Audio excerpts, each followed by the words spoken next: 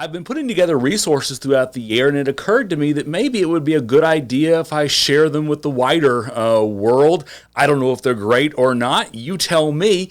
But anyway, it's a way to simply just provide people with faith resources. I'm doing a variety of things. I have a podcast called Ground Up Faith, and you can find it on all major carriers of podcasts. I release 2 episodes a week typically. On Monday, I have Message Monday. I also call it Ground Up Sermons, where I basically take the recording of my sermon on Sunday and put that out in podcast form for folks. Perhaps it will nourish your faith, or if not, as I often joke with my congregation, it might be a great aid for helping you get some wonderful sleep. So we'll see how that benefits you. On Wednesdays, I also release a long-form conversation form of the podcast. Usually runs about an hour, where I have conversations with the peculiar people, places, and practices of Christianity, as I say.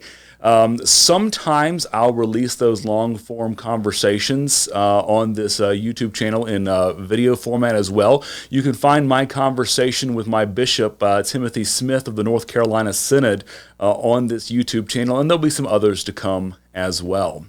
Specific to this YouTube channel, I'm going to be releasing 2 series of videos. The first is on Tuesday, called 2-Minute Tuesdays. That's a show where I take your questions about the faith and I answer them in 2 minutes or less, I hope.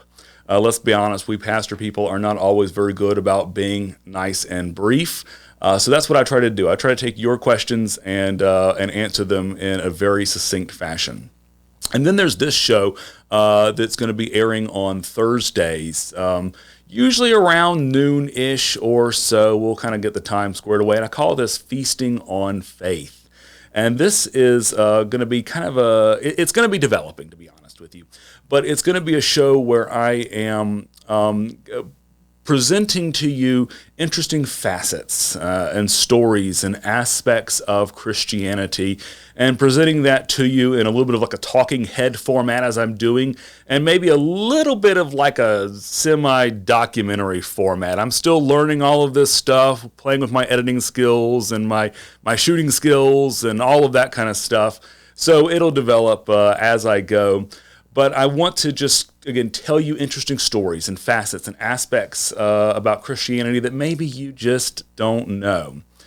You know, it's interesting. It's been challenging during this pandemic time because, as I said earlier, we've not always been able to gather in person, and so we're not able to do a lot of the things that we're accustomed to doing, gathering for faith formation, for Bible study, for Sunday schools, for small groups, or other things that we have kind of taken as a norm.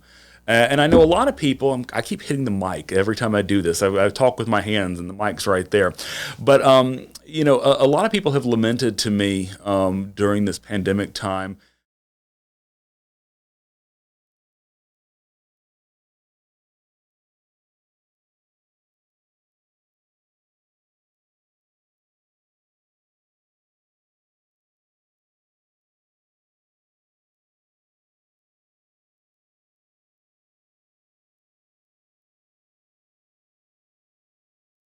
They worry that the church has been damaged as a result of the pandemic, and that we're not going to go back to the way we were. But, you know, if we're honest, things weren't really in great shape before the pandemic. I know I have experience in my ministry that Sunday school isn't really a thing that is all that popular or well attended anymore. Even Bible studies are a challenge, small groups and all kinds of other things.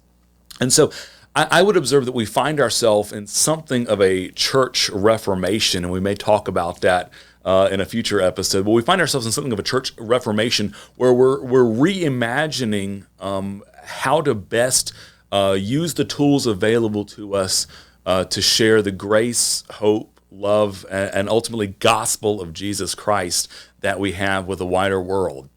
We have all kinds of tools like the one that I'm using right now, or rather the ones that I'm using right now, to do that. And so that's what I'm kind of trying to wrestle with here, is using the tools I have to share the gospel of Jesus Christ with honestly as many people as I can. There I go, hitting the mic once again. Hopefully you didn't hear that. So for this first series of Feasting on the Faith, which we'll be launching in a couple of weeks, I'm going to focus on a 4-week series on telling you the stories of 4 amazing women of the faith. Let's be honest. There are lots of great men in the faith, Peter, James, and John, Augustine, Luther, Bonhoeffer, just to name some. And we give them a lot of airtime all the time in talking about the great things that they've done. But the reality is there are a whole host of incredible women who have done remarkable things in the faith. You think about people like Deborah and Esther and Dorcas. You think about people like Julian of Norwich. You think about Katharina von Bora Luther. You think about Mother Teresa, and that's, again, just to name a few. So I want to lift up these faithful women, not necessarily the ones I've named. There's going to be 4 that I'm going to pick, and it's just kind of 4 as a starting point. And I'm going to share their stories with you and why their stories are really important for us to know.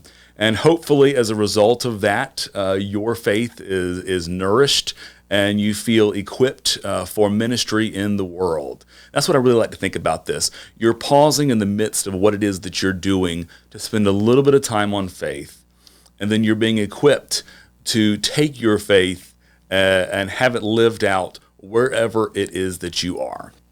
So thank you for watching. Do the YouTube thing, the like, the subscribe, the share, the bell notification, and all those kinds of things. The more you do that, the more that kind of helps me provide content for you. And let's grow our faith together.